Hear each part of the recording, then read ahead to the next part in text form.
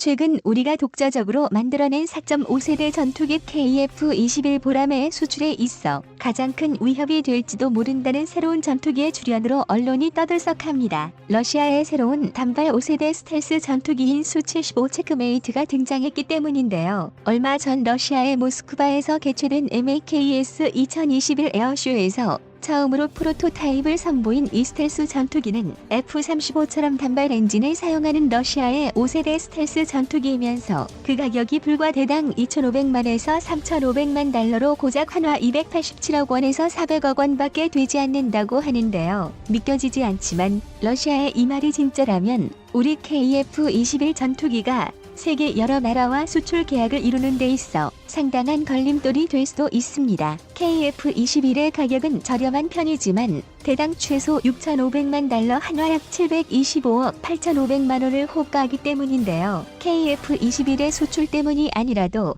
수-75 체크메이트는 우리와 미국이 운영하는 F-35의 경쟁자이기 때문에 안보에 위협이 되지 않는지 살펴볼 필요가 있겠습니다. 오늘은 러시아 최강의 단발 5세대 스텔스 전투기라는 수-75 체크메이트가 어떤 성능을 가질지 알아보고 어떤 부분에서 KF-21의 성공을 위협할 수 있는지 살펴보겠습니다. 그리고 4.5세대 전투기인 KF-21이 더 높은 차원의 5세대 스텔스 전투기인 수-75를 누릴 가능성은 없는지 알아보겠습니다. 전문가는 아니지만 해당 분야의 정보를 조사, 정리했습니다. 본의 아니게 틀린 부분이 있을 수도 있다는 점 양해해 주시면 감사하겠습니다. 수-57의 스텔스 설계를 뛰어넘는 최강 전투기 수-75 체크메이트. 작년인 2020년 12월 언론에 보도된 유리 보리소프 러시아 부총리의 집무실 사진에서는 이제까지 한 번도 공개된 적 없었던 단발 엔진을 가진 러시아의 새로운 항공기 모형이 유출된 적이 있었습니다. 이것의 정체는 얼마 전 7월 20일 MAKS 2021을 통해 수-75 체크메이트라는 것이 드러났는데요. 러시아의 새로운 단발 5세대 스텔스기인 수-75는 러시아가 수출을 위해 개발한 로급 5세대 스텔스 전투기인 것으로 파악됩니다. F-35의 대항마로 개발되는 듯 보이는 이 경전투기는 스텔스 형상 설계가 적용되었고 3개로 나누어진 내부 무장창까지 갖추고 있습니다. 여기에는 RVVMD 단거리 미사일 2발과 그람-21 순항 미사일 2발을 탑재할 수 있습니다. 소위사에서는 120km 이상 밖에 있는 표적을 공격할 수 있는 순항 미사일을 스텔스 성능이 뛰어난 수-75에 탑재할 경우 적이 사전에 이 공격을 막기는 굉장히 어려울 것이라고 합니다. 수-75 체크메이트는 단좌기 및 복좌기는 물론 무인기 형상까지 동시에 개발되었다고 하는데요. 이 전투기는 현재 러시아의 하이급 5세대 스텔스 전투기로 개발되는 수-57 엔진인 AL-41 엔진을 가져와 이를 기반으로 개발했기 때문에 그만큼 빠르게 개발할 수 있었다고 합니다. 수-75 체크메이트는 수-57 펠론과 비슷한 주날개를 가지고 있고 캐노피의 형상과 IRST 장비 또한 영향을 받은 것을 확인할 수 있습니다. 이 전투기의 별칭인 체크메이트라는 말을 아마도 체스 게임을 할 때 들어보셨을 겁니다. 체스 게임에서 체크메이트란 상대의 킹에 직접적으로 위협받고 있는 일명 체크 상태에 놓인 것을 말합니다. 체스 게임에서 체크메이트란 상대의 킹에 직접적으로 위협받고 있는 일명 체크 상태에 놓인 것을 말합니다. 이는 곧 무슨 방법을 쓴다 해도 이 체크 상태에서 벗어날 수 없음을 뜻하며 이 결정적인 한 방으로 상대방은 패배하게 되는데요. 즉 수-75의 별칭인 체크메이트는 상대가 절대로 피할 수 없는 게임을 끝내버리는 전투기라는 의미로 붙은 듯합니다. 이를 개발한 수호이사의 발표에 따르면 수-75 체크메이트는 미국의 F-35 스텔스 전투기처럼 단일 엔진을 사용하며 인공지능을 이용한 조종 지원 장치 등 첨단 기술이 적용되어 있다고 합니다. 또한 수-75 체크메이트는 운용 비용이 낮으며 광범위한 전투 역량을 가진 것이 강력한 장점이라고 하는데요. 수-75의 최대 속도는 무려 마하 2에 이르며 전투 반경은 3,000km에 달한다고 합니다. 탑재 하중이 7.4톤에 달하며 어파 능동 위상 배열 레이더, 광학 조준 시스템, 광범위한 통신 시스템, 원형 광학 및 전자정찰 시스템, 내장형 전자전 방해 시스템, 5세대 조종석 등도 갖추고 있다고 하는데요. 수-75 체크메이트는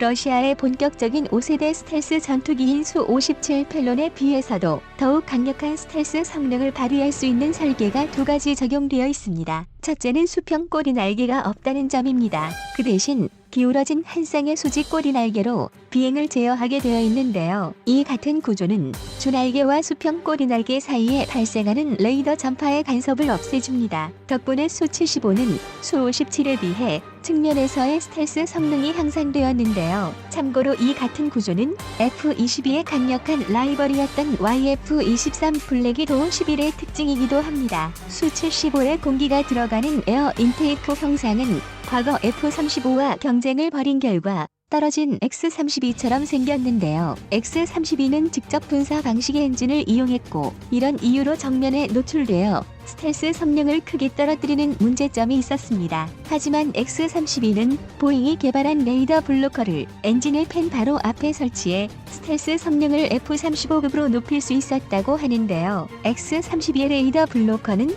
이 기체가 X-35와의 경쟁에서 탈락한 뒤에도 F-15S나 FA-18 인터내셔널 호넷과 같은 비스텔스기들에 적용되어 스텔스 성능을 어느 정도 발휘할 수 있게 해주었습니다. 수-75는 X-32의 에어 인테이크와 비슷한 에어 인테이크 형상을 가지고 있지만 그 크기가 더 작아 보이며 수-57 펠론과 달리 엔진 흡기구를 완벽히 가리고 있어 레이더 반사 면적을 더 낮췄을 것으로 짐작됩니다. F-35나 J-20처럼 DSI 방식으로 전파의 난반사를 최소한으로 줄인 것도 눈에 띕니다.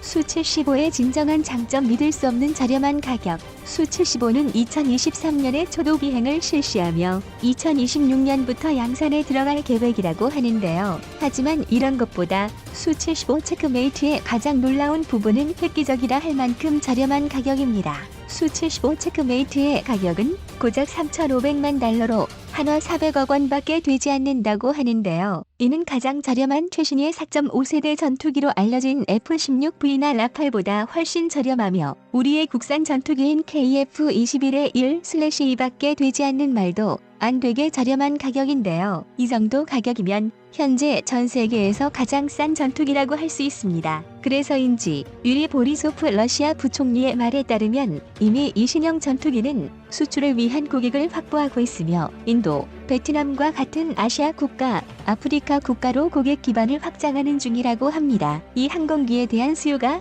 매우 높아 최소 300대의 항공기가 제작될 것으로 예상된다고 합니다. 수-75 체크메이트는 마트료시카라는 자동 군수 지원 시스템을 도입해 항공기의 정비와 보수에 드는 인력을 줄일 계획이라고 하는데요. F-35가 ALIS라는 이름의 자동 군수 지원 시스템을 운용 중인 것과 비슷해 보입니다. 수-75를 위한 마트료시카 체계가 잘 정착된다면 유지 정비 인프라가 부족한 제3세계 국가 공군들에게 큰 장점이 될 수 있을 것이라고 하는데요. 미국과 가깝지 않아 F-35를 살 수 없는 국가들이나 5세대 전투기를 원하지만 예산이 부족해 고민하고 있던 국가들에게 수-75는 매력적인 제안으로 보일 수밖에 없겠는데요. KF-21은 수-75에게 밀리고 마는 것일까? 그렇다면 성능이 더 뛰어나고 가격도 더 저렴한 5세대 전투기 수-75가 우리가 만든 4.5세대 전투기 KF-21의 수출기를 막아버리는 것은 아닐까요? 하지만 수-75가 정말로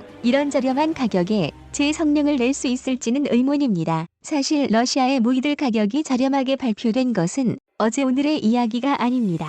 구소련이나 지금의 러시아 무기들은 개발 과정이 서방의 무기들에 비해 실험 및 검증 과정이 부족한 것들이 많은데요. 문제점을 찾아내고 수정 및 보완하는 과정도 매뉴얼을 표준화하는 과정도 훈련 체계를 확립시키는 과정도 모두 상대적으로 빈약한 문제점들을 가지고 있습니다. 무기의 가격이 저렴한 데는 인건비가 굉장히 싸게 먹힌다는 점이 영향을 미치기도 하고요. 그래서인지 러시아는 무기 개발과 관련해 약속을 제대로 지킨 적이 별로 없습니다. 러시아의 전투기 제작사들은 이를 개발할 때 일단 공개는 빨리 하고 비행 실험 또한 서둘러 진행해왔지만 막상 실전 배치는 지연된 적이 어제 오늘 일이 아닙니다. 수-57의 경우도 첫 비행이 이루어진 후 10년이 넘는 시간이 지난 2020년 12월이 되어서야 실전 배치가 이루어졌고요. T-14 아르마타 전차 또한 발표할 때는 30억 달러 수준이라고 큰소리쳤지만 실제는 그 2배 가격인 50에서 60억 달러 수준이 되어가고 있습니다. 해외에서 수입할 때는 그 가격이 약 90억 달러 정도까지 오를지도 모릅니다. 한때 우리 대한민국의 차세대 전투기 사업인 FX 사업의 후보로 러시아의 수-35 전투기가 미국의 F-16보다 더 저렴한 가격을 내세우기도 했는데요. 하지만 필요한 각종 설비와 옵션 등 이것저것 장비가 추가되고 막상 인도네시아가 수-35를 도입하려 하자 한 대당 1억 달러가 넘는 비싼 가격을 부르기도 했습니다. 이처럼 수십 년간 이어져 온 러시아의 고질적인 문제가 단숨에 고쳐지기는 어려울 것이기에 수-75 또한 실제 가격은 7천만 달러를 넘어선다고 봐야 할 듯합니다. 하지만 미래는 그 누구도 정확히 알 수 없는 만큼 이 같은 저희의 예상이 틀릴 가능성도 분명 존재합니다. 현재 러시아의 수출용 전투기 중 가장 비싼 쌍발 엔진의 대형 전투기 수-30MK가 560억 원 정도에 불과한데요. 수-75는 단발 엔진을 사용하기에 비용을 줄일 수 있고 이미 수-57에서 개발된 장비들을 많이 가져와 처음부터 대놓고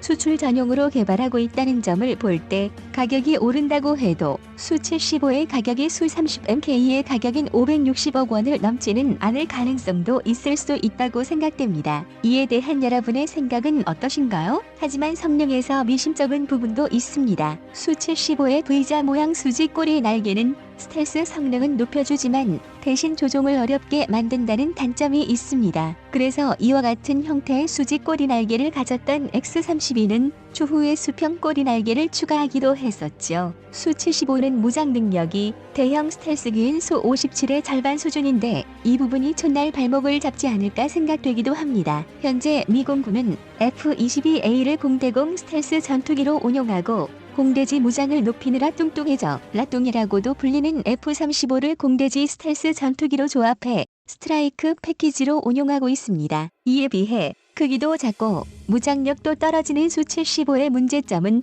언젠가 수면 위로 떠오르지 않을까 생각되기도 합니다. 우리 한국의 KF-21이 성능 검증 과정에 있어서 완벽하지 못한 러시아의 무기들과 달리 완벽한 전투기가 되려면 지금부터가 중요하다고 생각됩니다. 아무리 우리 기술진들의 능력이 뛰어나고 경험이 풍부하다 한들 KF-21을 완벽한 전투기로 만드는 모든 테스트 과정에는 직접 시행착오를 겪으며 해결해야만 하는 영역이 수없이 있을 수밖에 없기 때문인데요. 이미 KF-21에는 막대한 예산이 투입되었고 현재 우리 공군기들을 대체할 다른 계획은 없는 상황인 만큼 최고의 결과물을 만들어낼 수 있도록 우리 또한 아낌없는 성원을 보내주는 것이 어떨까 생각합니다. 그렇게 하고도 제대로 된 결과물이 나오지 못한다면 아쉬운 일이겠지만 국민들의 우려를 불식시키기 위해 연구개발진들이 혼신의 힘을 다하고 있는 지금 상황에 계속해서 이들의 발목을 잡는 것은 좋지 않은 일이 될 것 같다는 생각을 해봅니다. 러시아의 새로운 전투기 수-75는 정밀하게 가공된 매끈한 표면 처리가 적용되지 않았고